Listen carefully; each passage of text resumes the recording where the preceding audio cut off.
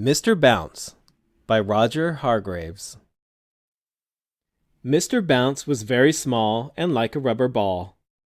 He just couldn't keep himself on the ground. He bounced all over the place. And, as you can imagine, that made things rather difficult. Last week, for instance, Mr. Bounce was out walking when he came to a farm. He climbed over the farm gate. And you can guess what happened next, can't you? He jumped down from the gate and bounced right into the duck pond. Bounce went Mr. Bounce. Splash went Mr. Bounce. Quack went the ducks. The other morning, for instance, Mr. Bounce was in bed. He woke up and jumped out of bed. And you can guess what happened next, can't you? He bounced right out of his bedroom door and all the way downstairs. Bounce, bounce, bounce, bounce. That happens quite often, which probably explains why Mr. Bounce leaves his bedroom door open every night. After he had picked himself up, Mr. Bounce went into his living room and sat down to think. Bounce! Mr. Bounce bounced off the chair and banged his head on the ceiling. Bang! Went Mr. Bounce's head on the ceiling. Ouch! Said Mr. Bounce. This is ridiculous, Mr. Bounce thought to himself, rubbing his head.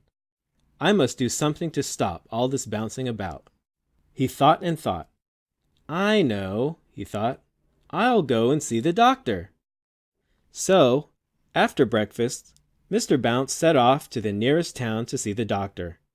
He was passing a tennis court when he tripped over a pebble. Bounce! He bounced.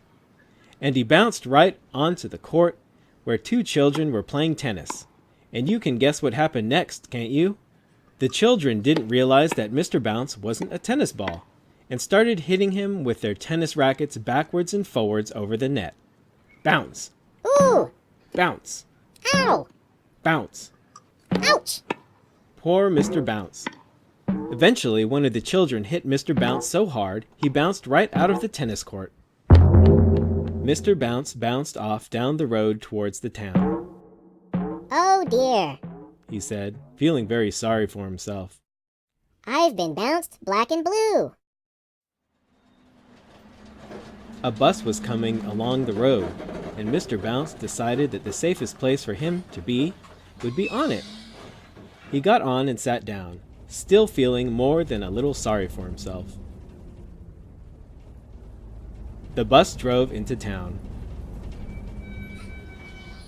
The bus stopped right outside the doctor's. Mr. Bounce stepped down from the bus. And you can guess what happened next, can't you? He didn't step down onto the pavement outside the doctor's.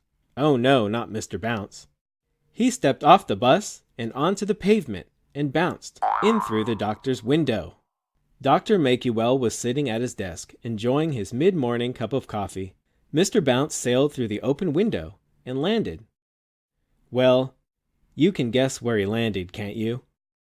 That's right. Splash went the coffee. Ouch! Squeaked Mr. Bounce. The coffee was rather hot. Good heavens! Exclaimed Dr. Makewell. After the doctor had fished Mr. Bounce out of his coffee and sat him on some blotting paper to dry out, he listened to what Mr. Bounce had to tell him. So you see, said Mr. Bounce finally, you must give me something to stop me bouncing about all over the place quite so much. Pondered the doctor. After some thought, Dr. Makewell went to his medicine cabinet and took out a pair of tiny red boots. This should do the trick, he told Mr. Bounce. Heavy boots. That should stop the bouncing.